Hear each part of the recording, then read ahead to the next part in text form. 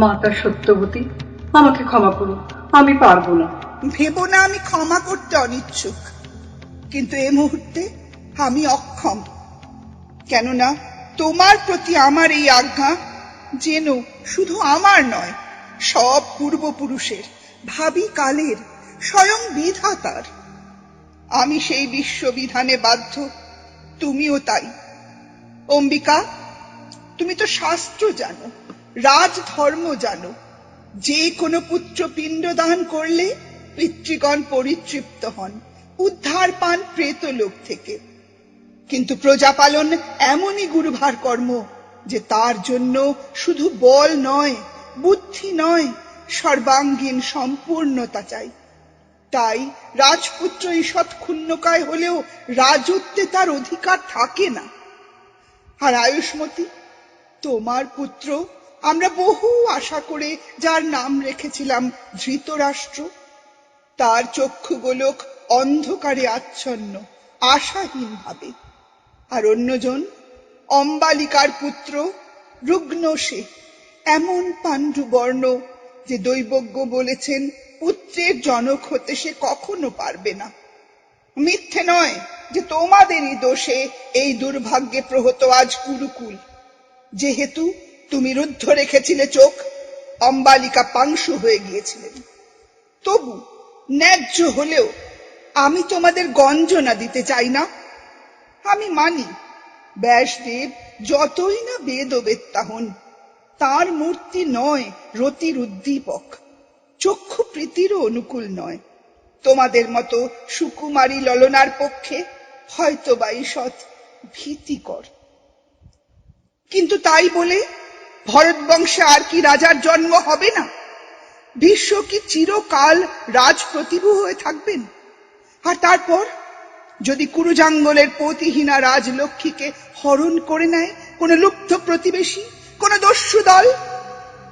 অম্বিকা, আমার সুলক্ষণা দুঃখিনী পুত্রবধূ, তোমার কাঙ্ক্ষণীয় কি তাই? সে ভীষণ মূর্তি বৃদ্ধ আবার তার দেহে অশোভন হতো যৌবনশ্রী, তার চিত্তে বার্ধক্য অসম্ভব।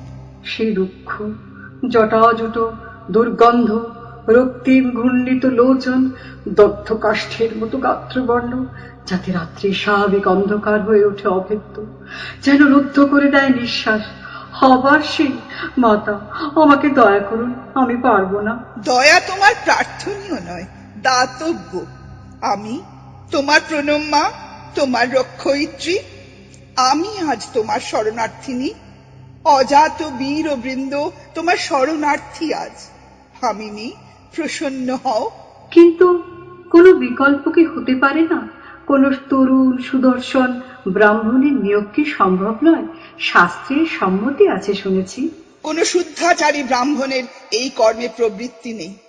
উন্মুখ শুধু তাঁরাই যারা নামতো ব্রাহ্মণ হলেও অর্থলোভে বৈশ্যের অধম।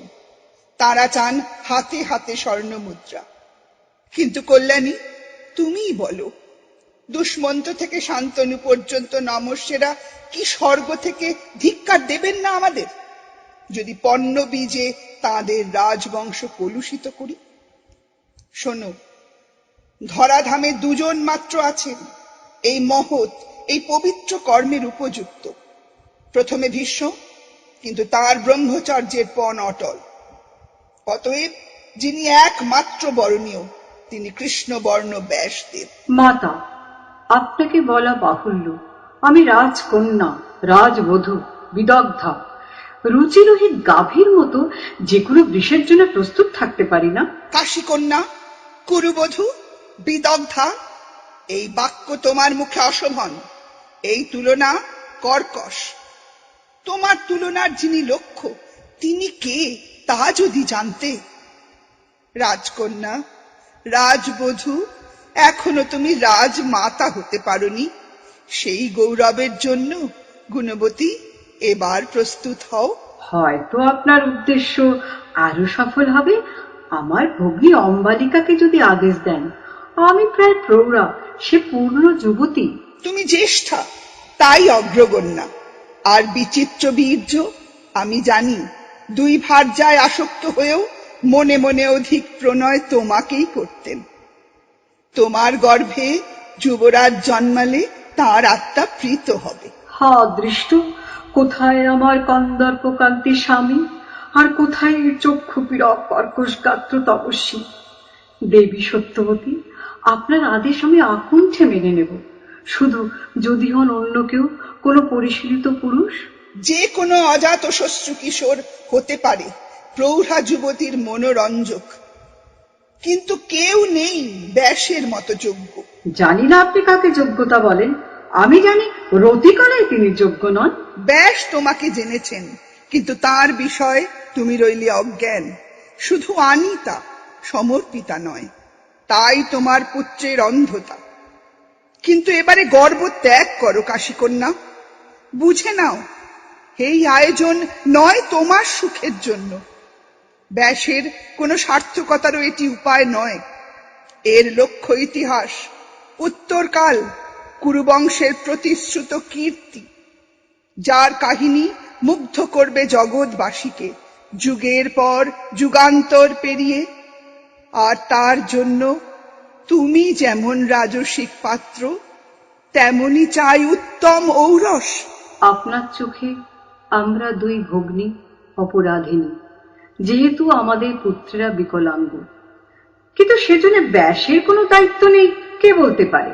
তিনি উত্তম, তার প্রমাণ কি? প্রমাণ? তুমি প্রমাণ চাও? ঋষিতুল্য পুরুষ তিনি, সাধ্যায়বান, মন্তা, বিদ্বান, মেধাবী, কবি। বিশ্বের জ্ঞান তার নখদর্পণে, তার চিন্তার বীজ বিশ্বজীবনে পরিকীর্ণ। পুত্রী, তুমি জেনো 1,000 রূপবান বিচিত্র বীর্য একজন মাত্র ব্যাসের তুলনায় ঠিক তেমনি, যেমন সমুদ্রের পাশে ঘোষপথ। আপনি নিজেকে নিজে ধিক্কার দিচ্ছেন মাতা, বিচিত্র বীর্য আপনারই গর্ভজাত। সেই জন্যই এই উক্তি আমার মুখে প্রামাণিক। আমার গর্ভের ব্যবহার আমাকেই বিস্মিত করেছিল এবং আশাহত, যখন সে উৎপন্ন করেছিল বিচিত্র বীর্যকে। প্রথমে ব্যাসদেবকে মর্তধামে নিঃসৃত করে। ব্যাসদেবকে? রাগ কি? আপনি বলছেন কি? এতদিন যা জানতে না, তোমাকে তা বলার সময় হলো। আমি যা প্রচ্ছন্ন রেখেছিলাম এতদিন, তোমারই কাছে তা প্রকাশ্য। এসো প্রাঙ্গণে, অন্য শ্রুতির বাইরে। অম্বিকা, আমার বন্ধুর গাত্রী, সান্ত্বনা রূপিণী পুত্রবধূ, ব্যাস তোমার দেবর, যেমন ভীষ্ম। আর তাই যদি বা ব্যাসের তুল্য জ্ঞানী কেউ থাকেন, তবু এই নিয়োগের পক্ষে শ্রেষ্ঠ পুরুষ তিনি। শাস্ত্রে তাই বলে। আমার বিস্মিত মনে প্রশ্ন যাচ্ছে মাতা, কেমন করে সম্ভব হলো? এই শান্তনু পুত্র এতদিন অজ্ঞাত ছিলেন আমাদের। যেমন ভীষ্মের নাভি আমার সঙ্গে যুক্ত ছিল না কখনো, তেমনি ব্যাসের ধমনী শান্তনুর সম্পর্ক রহিত। আমার পুত্র ব্যাসদেব, আমি তাকে জন্ম দিয়েছিলাম যমুনার দ্বীপে, আমি যখন ধীবর কন্যা অনূঢ়া। ধীবর কন্যা, সত্যবতী, শান্তনু প্রিয়া, কুরুকুলের তারিণী, আপনি ধীবর কন্যা? দেবতা যাকে দয়া করেন অম্বিকা, সে হীন জন্মেও ধন্য হতে পারে। ধর্মচারিণী, চঞ্চল হইও না, শেষ পর্যন্ত শোনো। আমি নৌকো বাইতাম যমুনায়, শ্রমজীবিনী তরুণী, শ্রমজনিত প্রফুল্লতা সর্বাঙ্গে, আর মনে যেন আনন্দ ধরে না। বাতাস যেহেতু স্নিগ্ধ আর সূর্যালোক উজ্জ্বল। সেদিন ছিল আজকের মতোই ফাল্গুন মাস, কিন্তু সেই ফাল্গুনের তুলনা হয় না। যে কোনো দিনের মতোই একটি দিন হয়তো, কিন্তু যদিও দীর্ঘকাল ধরে বেঁচে আছি, আমাকে দেখা দেয়নি অন্য কোনো দিন সেই দিনের মতো। আমার নৌকোয় উঠলেন মুনি পরাশর। আমি দাঁড় টানছি, তিনি মুখোমুখি বসে আছেন। নৌকো দুলছে, জলে কাঁপছে সূর্য কিরণ, কলস্বরে নদী বয়ে যায়। আমি অনুভব করছি তার দৃষ্টি আমার অনাবৃত বাহুতে, দাঁড়ের ছন্দে আন্দোলিত আমার বাহুতে, কোটি তটে, তালে তালে বিস্ফারিত ও সংকুচিত স্তনমণ্ডলে। নৌকো যখন মধ্য নদীতে, আমার মুখের দিকে তাকিয়ে তিনি বললেন, শ্রীমতী, আমি তোমাকে প্রার্থনা করি, আমাকে বিমুখ করো না। আমি তাকিয়ে দেখলাম নদীর দুই তীরে মুনিরা দাঁড়িয়ে আছেন সার বেঁধে, পার হবার অপেক্ষায়, না আমাকে প্রণোদিত করার জন্য। জানি না কেন আমার চক্ষু বুজে এলো, সুখে না আশঙ্কায় তাও জানি না। আমার লজ্জা, আমার ভীরুতার উপর মুনি নামিয়ে আনলেন গাঢ় যবনিকা, কুজ্ঝটিকায় ঢেকে দিলেন দিগন্ত। নদী লুপ্ত, আকাশ লুপ্ত, একটি তরণী শুধু ভাসমান। এমনি করে মুনির সঙ্গে ধীবর কন্যার মিলন হলো।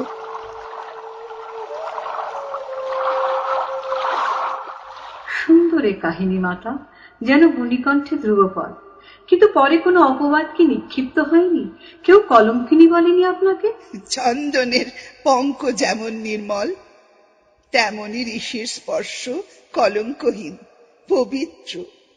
প্রার্থী যখন পুণ্যাত্মা, কে প্রত্যাখ্যান করবে? আর তারপর বিদায়? অপেক্ষার সময় তার ছিল না। বিদায়কালে বললেন, শুভদাত্রী, তোমার পুত্র হবে জ্ঞানী শ্রেষ্ঠ, যেমন পর্বতের মধ্যে হিমালয়। আরো একটি বর দিলেন আমাকে। আমার গাত্রে ছিল জীবিকালব্ধ মৎস্যের ঘ্রাণ, রৌদ্রপায়ী ত্বক ছিল কালো, কিন্তু সেই দিন থেকে মৎস্যগন্ধা হলো পদ্মগন্ধা, কৃষ্ণাঙ্গী হলো কনকবর্ণী। যদিও সেই কান্তি এখন মলিন, বার্ধক্যে আর কুরু বংশের জন্য দুশ্চিন্তায়। তবু আপনি যেন শুক্লা দ্বাদশীর জ্যোৎস্না, ব্যাসদেবের অমাবস্যার তুলনায়। ওইটুকু তার মাতার উত্তরাধিকার, তার কৃষ্ণতা আর মর্তলোকের সেই প্রাকৃত গন্ধ, যাতে বিলাসিনী রাজকন্যারা বিতৃষ্ণ, তার মনস্বিতা পৈতৃক। তাই যেমন পরাশর তার যাত্রাপথে এগিয়ে গিয়েছিলেন ক্ষণপ্রিয়াকে আর লক্ষ্য না করে, তেমনি দৈপায়ন ব্যাস কৈশোরে পদার্পণ মাত্র বেরিয়ে পড়লেন বৃহৎ জগতে জ্ঞানের সন্ধানে। আশ্চর্য, তারাই পূজ্য হন জগতে, যারা দায়িত্বহীন, স্বেচ্ছাচারী, স্বার্থপর, যাদের পক্ষে নারী শুধু এক রন্ধপথ, যার মধ্যে দিয়ে ধমনীর আগুন তারা নিভিয়ে দেন প্রয়োজন মতো, অথবা নিষ্ক্রান্ত হন ভূপৃষ্ঠে। কেমন স্বচ্ছন্দে চলে যান তারা, আপন মনে আপন পথে, একবার পিছন ফিরে না তাকিয়ে। হন তিনি কৌমার্যহারক বা গর্ভজাত সন্তান। মানিনি তাঁরা ভোক্তা নন, দাতা, তাই তাদের জীবনও অসামান্য। ব্যাস আমার পুত্র, এ শুধু মুখের কথা। সত্য এই, তিনি আমার নন, অন্য কারও নন। তিনি বিশ্বের, তিনি চিরকালের। তিমিঙ্গিল যেমন সরোবরে আশ্রয় নিতে পারে না, তেমনি তাদের পক্ষে অসম্ভব স্নেহের শাসন, পারিবারিক বন্ধন গার্হস্থ্য। কিন্তু তবু মাতার আহ্বানে বধির থাকেননি দৈপায়ন। আজ এসেছেন আবার কুরুবংশের অনুকম্পায়ী হয়ে। যদিও তিনি কুরুবংশের কেউ নন, বাস্তুহীন, ভ্রাম্যমান, সর্বদা নিজের মধ্যে আবৃত, আমাদের প্রতি সদয়, কিন্তু বিদায় নেবেন প্রত্যুষেই। আমরা তাকে ধরে রাখতে পারবো না। শুধু এক রাত্রি সময় আমাদের, আজ রাত্রি। সুন্দরী, যৌবনবতী, আমার শুদ্ধ শিলা, প্রিয়কারিণী পুত্রবধূ, রাত্রির দ্বিতীয় জামে তুমি অপেক্ষা করো তাঁর জন্য। ক্ষৌম বসনে নিঃশোণিত, রত্নে কনকে নিক্কণময়, পুষ্পমাল্যে মনোবাঞ্ছায় সুগন্ধি। সর্বোপরি স্মর্তব্য নিঃশঙ্ক হতে হবে। চক্ষু যেন উন্মিল থাকে, মুখশ্রী উজ্জ্বল, ওষ্ঠে হাসি, সরল সম্মতি সর্বাঙ্গী। শেষ কথা বলি, বংশের চেয়ে ব্যক্তি বড় নয়, অভিরুচির অনেক ঊর্ধ্বে কর্তব্য। চেষ্টায় পরাভূত হয় দুর্বলতা। ভগবতী, দেবগণের নির্দেশ শোনো, শোনো অনন্তকালের প্রার্থনা। আনো ভরত বংশে একটি পুত্র, নিষ্কল, নিষ্কলঙ্ক, অনবদ্য, সর্বাঙ্গ শোভন। মাতা, আমি যথাসাধ্য যত্নবতী হব। ঋদ্ধিমতী হও, হও যশস্বিনী জননী। চন্দনের পঙ্ক যেমন নির্মল, কিন্তু তার গাত্রে দুর্গন্ধ। প্রার্থী যখন পুণ্যাত্মা, কিন্তু আত্মা নয় দ্রষ্টব্য বা স্পর্শনীয়। হয়তো পরাশর কান্তিমান ছিলেন, অন্তত ধীবর কন্যার চোখে মনোমুগ্ধকর, অন্তত বিশুদ্ধ ব্রাহ্মণ শূদ্রাণীর পক্ষে স্বর্গতুল্য। কিন্তু সত্যবতীর প্রথম পুত্রকে ব্রাহ্মণ পর্যন্ত বলা যায় না, বর্ণসংকর। বিচিত্র বীর্য তিনিও তাই, কিন্তু তিনি ছিলেন রাজা, মহিপাল, নন কোনো গ্রাম গোত্রহীন ভ্রাম্যমান, যার মূর্তি দেখলে রাজকন্যাদের হৃৎকম্প জাগে, পুলকে নয়। না না না, আমি পারবো না, আমাকে খুঁজতে হবে অন্য কোনো উপায়, যে কোনো পথে নিষ্কৃতি। দেবী প্রণাম। যদি অনুমতি করেন এই ফুলের অর্ঘ্য নিবেদন করি আপনাকে। আমি কি স্বর্ণ কলসে জল নিয়ে আসব আপনার বৈকালিক স্নানের জন্য? আপনার কেশচর্যার আয়োজন করব কি? স্নান, কেশচর্যা, প্রসদন, এ থেকে আমাকে একদিনও মুক্তি দিতে পারিস না? আমি প্রভাতে একটি প্রার্থনা জানিয়েছিলাম, যা আপনার মনোপুত হয়নি। সেজন্য এখনো আপনি রুষ্ট? নাকি না জেনে অন্য কোনো অপরাধ করেছি? তোর বিনয় বচনের অন্তরালে আমি শুনতে পাচ্ছি অভিযোগ, মনোকষ্ট। কিন্তু কে না জানে আমাদের ইচ্ছার অধীন নয় জীবন। অন্তত দাসীদের ইচ্ছা অনিচ্ছা থাকতে নেই। দাসী বলে দুঃখিত তুই অঙ্গনা? জানিস না আরো কত কঠিন শৃঙ্খলে আমি রানী, বন্দিনী। আপনি আমাকে পরিহাসের যোগ্য ভাবেন, আমি সম্মানিত। হ্যাঁ, আমি পারি তোকে মহত্তর সম্মান দিতে, অচিন্ত অতুলনীয়, যদি নেবার মতো সাহস থাকে তোর। দেবী, আপনার বিশ্রামভালাপের উপযুক্ত সঙ্গিনী আমি নই, আপনার চারুভাষিনী সখীরা। অঙ্গনা, তুই সুশ্রী। দেবী, তুই সুশ্রী অঙ্গনা। রাজপুরীতে অন্য কোনো দাসী নেই তোর মতো প্রিয়দর্শিনী। বিধাতা তোকে দিনের বৃত্তি দিয়েছেন, কিন্তু তোর মতো সংহত যৌবনা আমার কোনো সখীও নয়। আপনি কর্ত্রী, যা বলবেন তাই আমার মান্য। কিন্তু উত্তর দেবার অধিকার যদি থাকতো, তবে বলতাম আপনার চিত্ত আজ কোনো কারণে বিভ্রান্ত। আমি অনুমতি দিচ্ছি, তোর চিন্তার সঙ্গে বাক্যের ব্যবধান ঘুচিয়ে দে, মিলিয়ে দে উক্তি আর আকাঙ্ক্ষা। আমার আকাঙ্ক্ষা আপনি জানেন না? এক তন্তুবায় পুত্র, এক ঘনিষ্ঠ কুটির, এই তো তোর স্বপ্ন, এইটুকুন মাত্র। আপনার পক্ষে এইটুকু মাত্র। আর আমার যা উচ্চাসার চরম, আমাকে তা ধীরে ধীরে ভুলতে হবে এবার। যেহেতু আমি দাসী, আপনার আজ্ঞা পালনে বাধ্য। বলতে হবে না অঙ্গনা, যদি সম্পূর্ণভাবে বাধ্য হতে পারিস। আপনার কটূক্তি আমার বোধগম্য হলো না। সরল আমার প্রস্তাব, আমি দেব তোকে মুক্তি, বিনা পণে কাল প্রত্যুষে। তোর বিবাহের যৌতুক দেব, শুল্ক রহিত উর্বর ভূমি, দুগ্ধবতী গাভী, যা যজ্ঞের পরে প্রাপ্য হয় ব্রাহ্মণের। অবিশ্বাসী দৃষ্টিপাত করিস না, আমি সত্য বলছি। শুধু শুধু তোর মুক্তির বিনিময় আমাকেও এক সংকট থেকে তোকে মুক্তি দিতে হবে। দেবী, এমন এমন কোন সংকট সম্ভব যা থেকে মুক্তি দিতে পারি আমি আপনাকে? যদি কেউ পারে, তুই পারবি। তোকে আমার বিকল্প হতে হবে, আমার কক্ষে শয্যায় আজ রাত্রির জন্য। তারপর প্রত্যুষে তুই মুক্ত। আপনার কক্ষে শয্যায়? আপনার সংকল্প আরো অবদ্ধ হয়ে উঠল।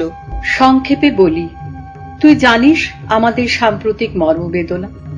আমি, আমার ভগ্নী অম্বালিকা দুজনেই বিকল পুত্রের জন্ম দিয়েছি, এক নিয়োগপ্রাপ্ত পুরুষের ঔরসে। কিন্তু পূর্ণ স্বাস্থ্যবান পুত্র না হলে সিংহাসন শূন্য থাকে। তাই আবার আহুত হয়েছেন ব্যাসদেব, আবার আমাকে আজ্ঞা দিয়েছেন সত্যবতী। আমি চাই আজ রাত্রি দ্বিতীয় জামে অন্ধকারে তুই থাকবি আমার শয্যায়, আমারই বসনে ভূষণে বাসরযোগ্যা, আমারই মাল্যচন্দনে সুঘ্রাণ, সেই তীব্র পুরুষের অভ্যর্থনার জন্য। তুই সম্মত? দেবী, আপনার কথা শুনে কম্পিত আমার গাত্র, আর আর মনের মধ্যে অনেক তর্ক বেরিয়ে আসার জন্য পরস্পরের সঙ্গে সংগ্রামশীল। আমাকে তৃষ্ণার্ত দেখে করুণাময়ী আপনি পূর্ণ জলপাত্র এগিয়ে দিলেন, কিন্তু সে জল লবণাক্ত। তুই কি নিজের সঙ্গে তর্ক করে ক্লান্ত হতে চাস, নাকি চাস মুক্তি, তোর আকাঙ্ক্ষিত নিজস্ব জীবন? আমি চিরকাল জেনেছি সেই বিবাহ কলঙ্কিত, বধূ যেখানে পূর্ব ব্যবহৃতা, আর আমার কাম্য দাসিত্ব থেকে মুক্তি আর মন্ত্রপুত বিবাহের বন্ধন। আমি চাই আমার স্বামীকে আমার প্রথম পুষ্পাঞ্জলি দিতে, ভাগ্যে যদি স্বামী লাভ ঘটে কখনো। ক্ষাত্রধর্ম ভিন্ন হতে পারে, কিন্তু আমরা ক্ষুদ্র, এই নিয়মের বশবর্তী। কোন ঋষি যাকে স্পর্শ করেন অঙ্গনা, সেই নারী থাকে নির্দোষ, নির্মল, কলঙ্ক রহিত, হোক কুমারী, সাধবা বা ভর্তৃহীনা। সেই সংযোগ জলচিহ্নের মতো বিলীন হয়ে যায় মুহূর্তে। সেই নারী ফিরে পায় তার পূর্বাবস্থা, যেমন সিক্ত বস্ত্র শুষ্ক হয়ে যায় রৌদ্রে। আর ব্যাসদেব ঋষিতুল্য পুরুষ, হয়তো তার প্রসাদে তুই হয়ে উঠবি আরো সুন্দরী, মনোহারিণী, স্বামীর আদরিণী থাকবি চিরকাল। এমন দৃষ্টান্ত নেই তা নয়। ঋষিরা শার্দুলের মতো চক্ষুষ্মান শুনেছি, তাঁদের দৃষ্টি অন্ধকারেও সচ্ছল। আপনি লোকমান্না, দুঃসাহস আপনার অধিকারভুক্ত। তবু কি একবার চিন্তা করে দেখবেন না, কুরুবংশের কি মঙ্গল হবে দেবী? এই প্রতারণা বুঝতে পেরে মুনি যদি ক্রুদ্ধ হন। প্রতারণা? তার কাছে সব নারী সমান, হোক অম্বিকা, অম্বালিকা বা অঙ্গনা। তিনি আস্বাদনে বিমুখ, শুধু কর্তব্যপরায়ণ। নারীর মুখ তার দ্রষ্টব্য নয়, শুধু দেহ এক সুড়ঙ্গ, যার অন্ধকার তিনি পেরিয়ে যান মুহূর্তে। আর অমন অনাসক্ত বলেই তিনি অর্চনীয়। অঙ্গনা, নিশ্চিত জানিস তার স্পর্শে তোর পুণ্য হবে, পরজন্মে অপ্সরা হয়ে বিহার করবি। দেবী, আমি জিজ্ঞাসা করতে পারি কি, এই কর্ম এতই যদি শ্লাঘনীয়, আপনি কেন বিমুখ? এই প্রশ্ন দাসীর মুখে অসঙ্গত হলেও আমি উত্তর দেব, যেহেতু আমার দুর্ভাগ্য আজ আমাকেই তোর প্রার্থিনী করে তুলেছে। তবে শোন, আমি কাশী কন্যা, কুরুপত্নী, আমার পক্ষে সহনীয় শুধু তাই যা ঋদ্ধ, স্নিগ্ধ, সুকুমার। আর এই মাননীয় মহাত্মা যেন শিলাখণ্ডের মতো কঠিন, গম্ভীর, নিষ্কম্প, বিরাট কোন শিলাখণ্ড কালো, যার মধ্য থেকে পার্বত্য নির্ঝরণী নিঃসৃত হয় খরস্রোতে অকস্মাৎ। আমি মেনে নিয়েছিলাম একবার, কেননা বংশধর প্রয়োজন, কিন্তু সফল হলো না চেষ্টা, পুত্র জন্মান্ধ। তাই দ্বিতীয়বার আমি পরান্মুখ। যদি আমাকে দুর্বল বলতে চাস বল। আমি মানছি কোন কোন প্রসঙ্গে বৈদক্ষ আমার কাম্য, নির্বিকার মহত্ব নয়।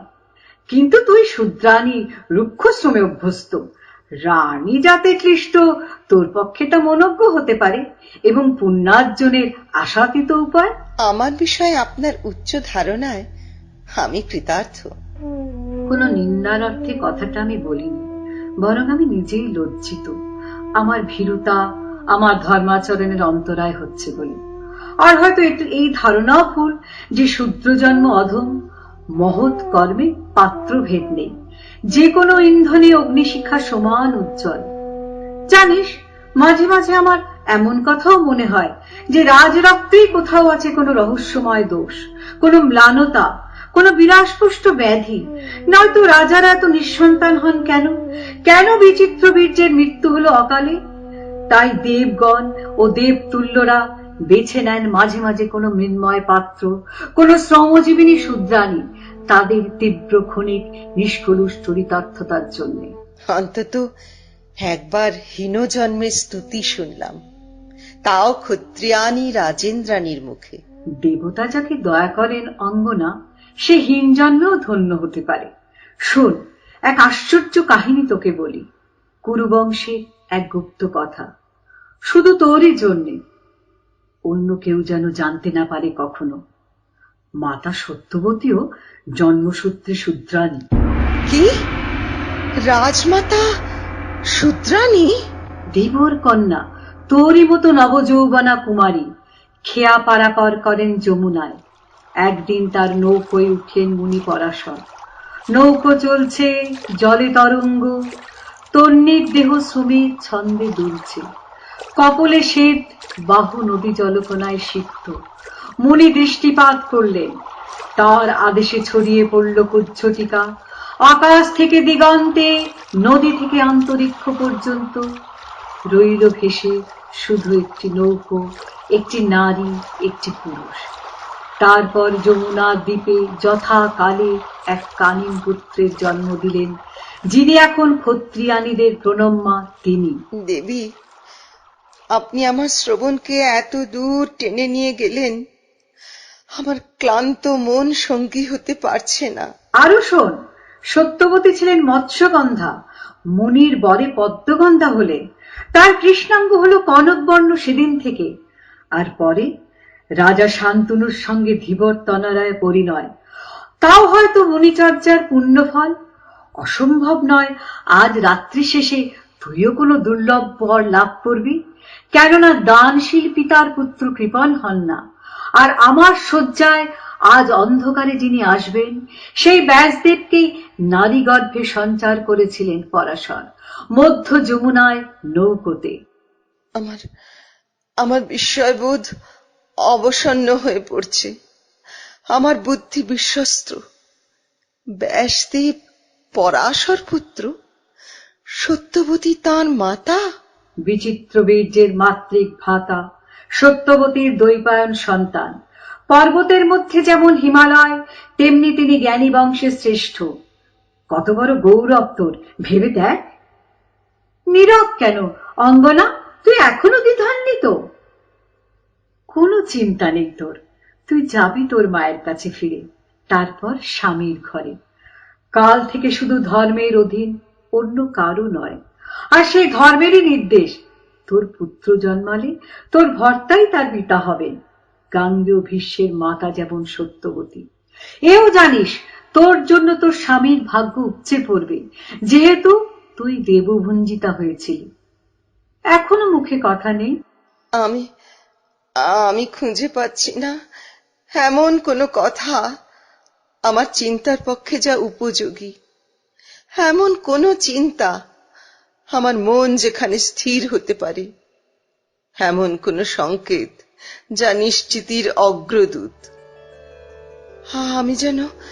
আমি যেন আপনার কণ্ঠের অন্তরালে শুনতে পাচ্ছি অন্য এক স্বর, ক্ষীণ, মৃদু, দুরাগত, কিন্তু সে ভাষা আমি বুঝি না।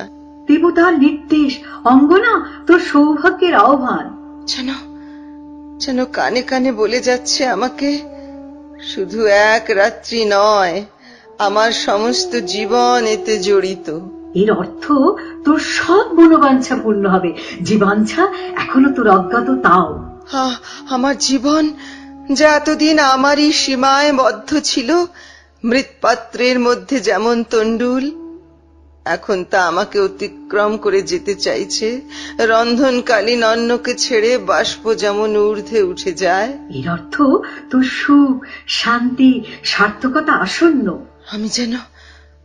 আমি যেন দাঁড়িয়ে আছি এক যবনিকার সামনে, যার অন্যদিকে বিস্তীর্ণ এক নাটক রচিত হচ্ছে, ধীরে ধীরে, অগোচরে। ও দুলছে অজানার আকর্ষণে, আমার চেষ্টা তাহলে নিষ্ফল হয়নি। ওর মন উন্মুখ হয়েছে দেখতে পাচ্ছি, তবু আমি সতর্ক থাকব, যাতে শেষ মুহূর্তে ভীরুতা ওকে ভ্রষ্ট করে না দেয়। সন্ধ্যা হলে আমি নিজের হাতে ওকে সাজাবো, সূক্ষ্ম বসনে, রত্নমণিতে, পুষ্পমাল্যে। আজ রাত্রির মতো দাসী হবে রানী, রানী হবে পরিচারিকা। কেন বধূ বেশ, কেন চন্দন মাল্য, দাসীর অঙ্গে রাজ্ঞীর আভরণ, গভীর নিশার গহ্বরে অবশেষে যদি হতে হয় জন্তু। রাজ্ঞী দাসীর বিভেদ সেখানে লুপ্ত, শুধু আছে দেহ, শোণিতের উষ্ণতা। চরাচরহীন তরণী বা শয্যায় এক মুহূর্তে আত্মবিসর্জন। কে আসে কঠিন আধার আগন্তুক, এক মুহূর্ত, নাকি তাই চিরকাল, নাকি সেই হত জন্তুই নবজন্মে হবে বিশুদ্ধ নারী।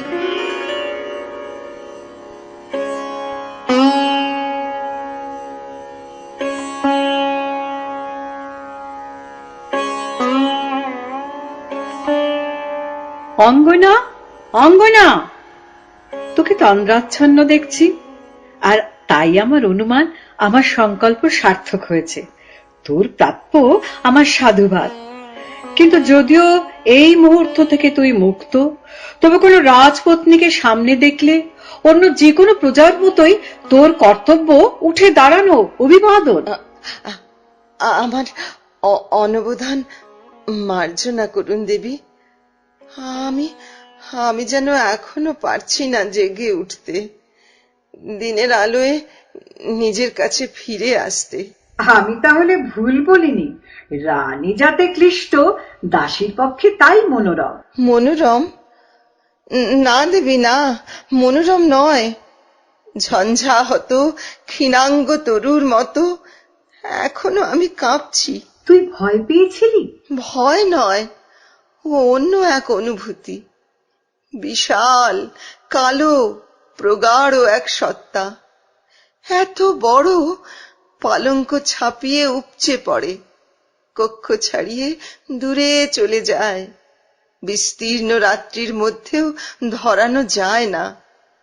কোন পুরুষ নাকি শুধু ব্যক্তি, কে জানে। তোর চক্ষু কি রুদ্ধ হয়ে গিয়েছিল, মুখ পাংশু? আমার স্মরণ যেন বিপর্যস্ত, বলতে পারবো না। কখন জেগেছিলাম, কখন স্বপ্নে, কখন তন্দ্রায়। অন্ধকারে একবার তার দৃষ্টি আমাকে বিঁধল, ভীষণ ভীষণ উজ্জ্বল অগ্নিকুণ্ডের মতো চক্ষু।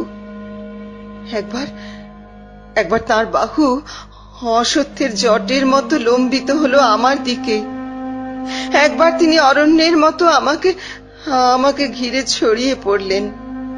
নীড়ের মধ্যে পাখির মতো আমার মুখ হারিয়ে গেল তাঁর শ্মশ্রুদামের তৃণে দুর্বায় পল্লবে। আর আমার দেহ যেন আমার সঙ্গে বিবাদ ভুলে হয়ে উঠল মধুর। মধুর?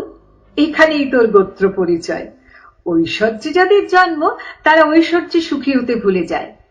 কিন্তু তুই অঙ্গনা, জীবনে এই প্রথম তুই রানীর বেশ ধারণ করেছিলি, আর সেই প্রসাধনের সম্মোহন, তোর নিজের অঙ্গের সুবাস, তোর রত্নমণির সংলাপ মনে হয় তোকে ভুলিয়ে রেখেছিল, এমনকি ঋষিগাত্রের উৎকট দুর্গন্ধ। দেবী, তার গন্ধে আমি বিবশ হয়েছিলাম, এক মিশ্রিত গন্ধ, যেন তৃণময় প্রান্তর থেকে উত্থিত মুঞ্জা, ঈশিকা, বন্য পশুর, অরণ্যের, কোন দূর সমুদ্রের লবণাক্ত গন্ধ যেন। সেই মাটির ঘ্রাণ যা এই মাত্র হলকর্ষণে দীর্ণ হলো। যত ফুল ছিল আমার মালায়, যত চন্দন আননে ও বক্ষে, সেই বিশাল গন্ধে ডুবে গেল সব সব, নদীর জলে লোষ্ট্রের মতো। আর সব অলংকার নিক্কণ ফুলে আমাকে না বলে আমারই অঙ্গ থেকে স্খলিত হলো, গাছের গা থেকে শুকনো ডালপালার মতো অজান্তে। আর যেমন তীরে এসে যাত্রী নৌকো ছেড়ে চলে যায় দূরে, তেমনি আমার দেহ বেশবাস থেকে বিচ্যুত হয়ে রইল পড়ে, যেন তারার আলোয় পরিত্যক্ত এক স্রোতস্বিনী, যার উপর দিয়ে সেতুর মতো আনত হলেন সেই তিমির বর্ণ পুরুষ। তোর ভাষা আজ উক্তির সীমা ছাড়িয়ে যাচ্ছে, যেন কোনো কল্পনায় তুই আবিষ্ট।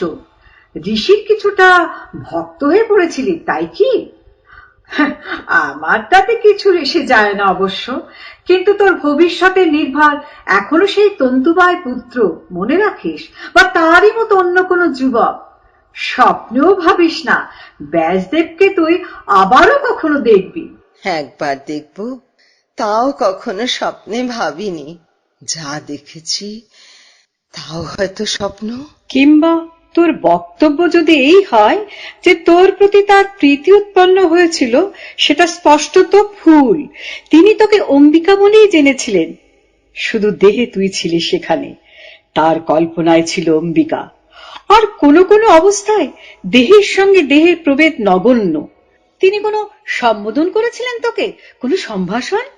আমি আমি জানি না, সে কি বাইরের বাতাসের শব্দ, পল্লবের মর্মর, না কোনো নিশাচর পাখি উড়ে যেতে যেতে একটি দীর্ঘ নির্ঘোষে বলে গিয়েছিল, রাজবধূর ছদ্মবেশে রাজপত্নীর শয্যায় নারী, তুমি কে?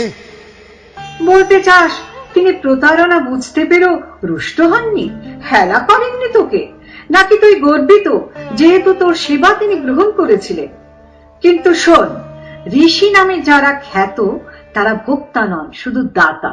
তাই তাদের রাজ্য শুধু নারীত্ব, কখনো নয় বিশেষ কোনো মানবী। তবে হয়তো মৎস্যজীবিনীর পুত্রের পক্ষে রাজবধূরা বড় সূক্ষ্ম রুচিশালিনী, অনভিজ্ঞ শূদ্রকন্যাই যথাযোগ্য। বলছিস তোর মুখের দিকে তিনি তাকিয়েছিলেন, তার ললাট কুঞ্চিত হয়নি? অন্ধকার, আমার দৃষ্টি ছিল অস্পষ্ট। যদি কিছু দেখে থাকি, তার রেখাঙ্কিত এক মুখমণ্ডল, পরতে পরতে কুঞ্চিত, যেন কর্ষিত বীজপূর্ণ ধান্যক্ষেত্র, বা প্রাচীন কোন বৃক্ষের কাণ্ড, কালো চিহ্নে সংকেতময়। তবু তবু যেমন বৃদ্ধ বট থেকেও নির্গত হয় তরুণ হরিৎ বাসন্তিক পল্লবগুচ্ছ, তেমনি একটি হাসি, একটি মুহূর্ত খসে পড়ল সেই মুখ থেকে আমার অন্তঃকরণে। আমার অন্তর থেকে নিঃসৃত হয়ে তার সর্বাঙ্গে মিলিয়ে গেল, কোনো দূরত্ব আর রইল না। হাসি, সেই ভীষণ গম্ভীর তপস্বীর মুখে হাসি। বালিকা তুই, অঙ্গনা, তাই ইচ্ছেটাকেই সত্য বলে ভাবছিস। চিন্তা করে বল, তিনি কি যাবার আগে কোনো বর দিলেন তোকে? কোনো বর? না দেবী, আমার কিছু মনে পড়ে না। কিছুই না? একবার ফিরেও তাকালেন না তোর দিকে? কার দিকে তাকাবেন? ততক্ষণে আমাকে নিজের মধ্য থেকে উৎক্ষিপ্ত করে ইতস্তত ছড়িয়ে দিয়েছেন তিনি, যেন নবান্নের ধান, যা ঢেঁকির আঘাতে খোসা থেকে ছিটকে বেরিয়ে যায় বৎসরের সঞ্চয় হবার জন্য। কোথায় তোর মনোনীত যুবক, সুকুমার লজ্জাশীল, আর কোথায় এই বিরাট ভারী স্নিগ্ধতাহীন পুরুষ? তুই সহ্য করতে পেরেছিলি বলে আমি তোকে আরেকবার সাধুবাদ জানাই। বিরাট, ভারী, অপরিমেয়, প্রায় অসহ্য। কিন্তু তবু রাত্রি যখন সবচেয়ে স্তব্ধ, অন্ধকার সবচেয়ে গভীর, হয়ে উঠলেন এমন অনির্বচনীয় কোমল, এমন অন্তহীন ভাবে নির্ভার, যে রাত্রি শেষে উষার পূর্বক্ষণে আমার মনে হলো শুধু তার নিঃশ্বাসের ফুৎকারে আমি গর্ভিণী। অবদের মতো কথা বলিস না অঙ্গনা, তোর অজ্ঞান বয়স শেষ হলো। এবার তুই নারী, তোর সামনে এখন সেই দৈনন্দিন যার মধ্যে সব কল্পনা কুহিলের মতো মিলিয়ে যায়। অঙ্গনা, তোর মতো যত্নবতী দাসী দুর্লভ। তোর অভাব আমার উপেক্ষণীয় হবে না। তবু আমার প্রতিশ্রুতি আমি পালন করব। দেব তোকে শুধু মুক্তি নয়, মূল্যবান যৌতুক। আর যদি চাস, তোর পথশ্রম লাঘবের জন্য শিবিকা। এখন বিবাহের জন্য প্রস্তুতি তোর কর্তব্য। যাবার আগে আরো যদি কোনো প্রার্থনা থাকে বল। যে আদেশ অত্যন্ত কঠিন ছিল তা আমি পালন করেছি দেবী। এখন এখন আমার প্রার্থনা, কোনো সহজ সুখের আজ্ঞা দেবেন না আমাকে। তরুণীরা স্বভাবতই চপলমতি, আর এই মুহূর্তে এক আশাতীত অভিজ্ঞতায় তুই উদ্ভ্রান্ত। কিন্তু চেয়ে দেখ, দিনের আলো উগ্র হয়ে উঠল, ছায়া সংকোচিত, নানা কাজের শব্দ ভাসে বাতাসে। জীবনযাত্রা, মানুষের সংসার বাস্তব। যদি সেই তন্তুবায় যুবা ইতিমধ্যে তোর মন থেকে অপসৃত হয়ে থাকে, যদি ঋষি স্পর্শ পাবার পর তোর আশা এখন আরো উন্নত, তাহলে আমি তোকে পুরস্কৃত করতে পারি। আমাদের কনিষ্ঠ স্বর্ণশিল্পীর সঙ্গে তোর সম্বন্ধ ঘটিয়ে, ভদ্র, যুবা, গৌরবর্ণ, বিত্তবান। দেবী, আমি পুরস্কৃত হব যদি ফিরে পাই আমার পূর্বাবস্থা, আমার দাসী বৃত্তি। সে কি, তুই মুক্তি চাস না? যদি আমার পরিচর্যা কখনো আপনাকে তুষ্ট করে থাকে, তাহলে করুণাময়ী আমাকে চিরকাল আপনার দাসী হয়ে থাকতে দিন। তুই কি এখনো প্রকৃতিস্থ হতে পারছিস না? যাকে আমি বহন করছি আমার দেহের মধ্যে, আমি তাকে জন্ম দিতে চাই, লালন করতে চাই এই রাজপুরীতে, হস্তিনাপুরে। ব্যাসের পুত্র, সে অন্য কারো নামে পরিচিত হবে, লালিত হবে অন্য কোনো সংসর্গে, আমার পক্ষে চিন্তা অসহ্য। কি এত স্পর্ধা, এত কূটবুদ্ধি! ভাবছিস তোর পুত্র হবে কুরুজঙ্গলের রাজা, আর তুই দাসী রাজমাতা হবে সত্যবতীর মতো? মূর্খ, জানিস না মাতা যার শূদ্রাণী আর পিতা বর্ণশঙ্কর, সেই পুত্র যত না পূর্ণাঙ্গ হোক, অন্ধের চেয়েও, ক্লীবের চেয়েও শতগুণে রাজা হবার অযোগ্য। রাজবধূ, আমি তা জানি। এখানে মিলে গেছে ব্রাহ্মণের শাস্ত্র আর শূদ্রাণীর অভিলাষ। আমি যদি ধীবর কন্যা সত্যবতী হতাম, তাহলে একবার যমুনার বুকে কুজ্ঝটিকায় আবৃত হবার পর, একবার ব্যাসদেবকে মর্তলোকে অবতীর্ণ করে আর কিছু কাঙ্ক্ষণীয় আমার থাকতো না। না ভরতবংশীয় রাজদণ্ডধারী স্বামী, না রাজত্ব, না অন্য কোনো সন্তান। তোর আলোচনায় সত্যবতীর আচরণ বা ভরত বংশের ইতিহাস, যে কাহিনী আমার মুখে শুনেছিস, তোকে তা বিস্তৃত হতে হবে। দেবী, ক্ষমা করুন, আপনার আদেশেও আমি তা পারব না। অবিস্মরণীয় সেই ঘটনা, যেমন আমার দিন জীবনে এই আবির্ভাব। কিন্তু আপনি নিশ্চিন্ত হন, আমি নীরব থাকব। ঋষির বরে রাজ্ঞী হয়েছিলেন সত্যবতী, কিন্তু বর লাভের ভাগ্য তোর হলো না বলে আবার তুই দাসিত্বে কেন ফিরে যাবি? দুই বিপরীত চরক, কিন্তু মধ্যে আছে আরো বহু অবস্থা, সুখদায়ক, সম্মানযোগ্য। অঙ্গনা, ভেবে দেখ। আমি জানি না আপনি কাকে বলেন বর, কাকে ভাগ্য, কিন্তু কিন্তু যদি কয়েক মুহূর্ত সময় দেন, আরো একটি কথা আপনাকে বলি।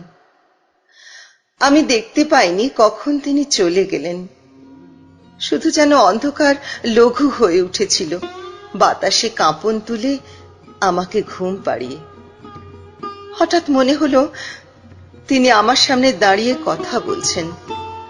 দূর থেকে শোনা সমুদ্রের মতো তাঁর স্বর, নববর্ষায় প্রথম মেঘমন্দ্রের মতো। তাঁর বার্তা আমি যে সব বুঝেছিলাম তা নয়, কিন্তু কিন্তু এটুকু স্পষ্ট মনে পড়ে।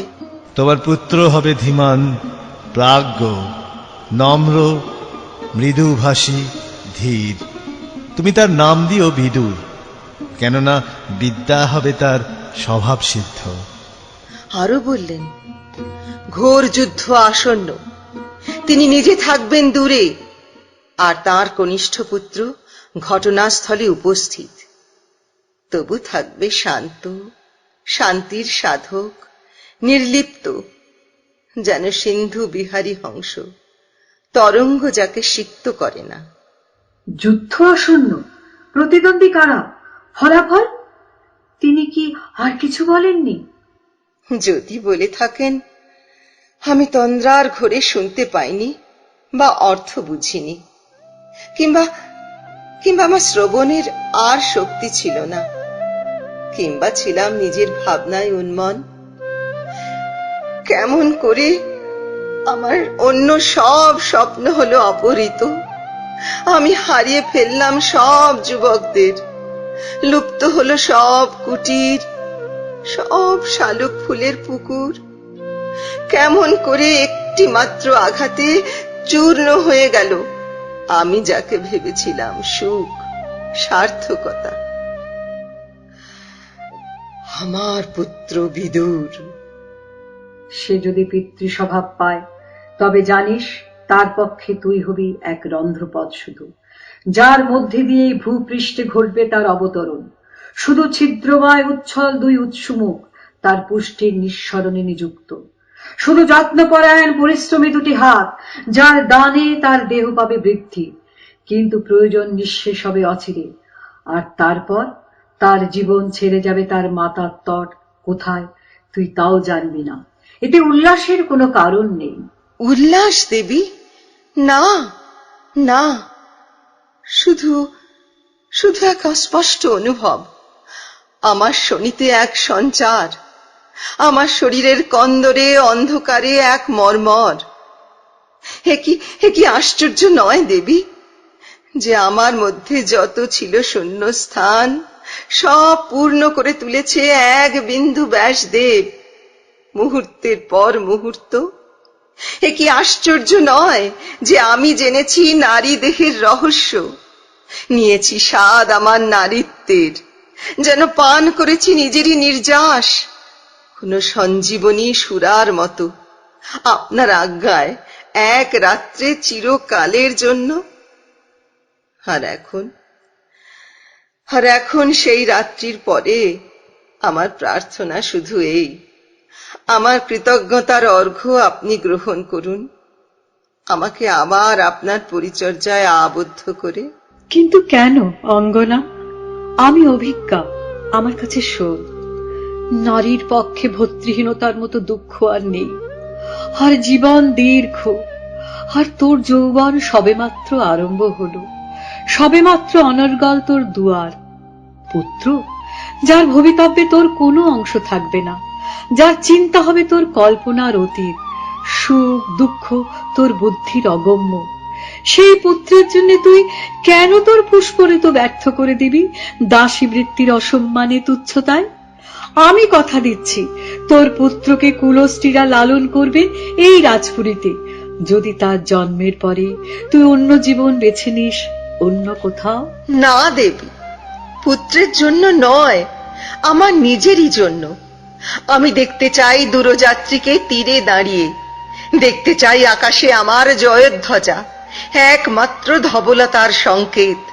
ঘোর যুদ্ধে পৃথিবী যখন রক্তাক্ত, সে নম্র, মৃদুভাষী, ধীর, পিতার মতো বিদ্বান, মাতার মতো নেপথ্যচারী, মাতার মতো দীনতায় ধন্য, পিতার মতো উদাসীন, ক্ষত্রিয় নয়, ব্রাহ্মণ অথবা শূদ্র নয়, নয় শত্রু বা মিত্র, সংসারী বা সন্ন্যাসী, এক অখণ্ড স্থির ভাবনায় মগ্ন, ভুক্তভোগী তবু সুদূর, আমার স্মরণ চিহ্ন, আমার প্রমাণ, আমার অভিজ্ঞান।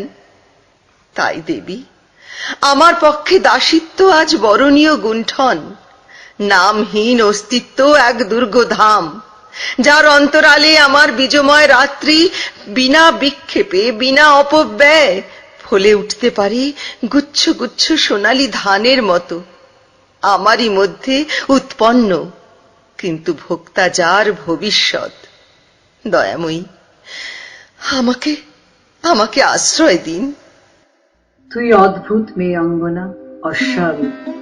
এই বিনয়, এই শ্রদ্ধা তুই কোথায় শিখলি? হয়তো তোর কথাই সত্য, হয়তো সংসার সীমার বাইরেই তোর যথাস্থান। মনে হয় তুই নিজের মুক্তি নিজের মধ্যেই রচনা করে নিয়েছিস। আমি তোকে আর দাসী বলে ভাবতে পারছি না। তবু যদি তোর ইচ্ছে হয়, এখানেই থাক। দেবী, আমি কৃতার্থ, আমার প্রণাম নিন। সে ছিল তরুণ তরু, রাতের অন্ধকারে নিষ্ঠুর বেগে মহাবিহঙ্গ নামল, অঙ্গে অঙ্গে হানল কঠিন চঞ্চু, তীক্ষ্ণ নখরে দেহ করে দিল দীর্ণ। লুণ্ঠিত হলো পুষ্পকোরক, সব পল্লব ছিন্ন। কোন দূরে উড়ে অদৃশ্য হলে তুমি, মহাবিহঙ্গ সুন্দর।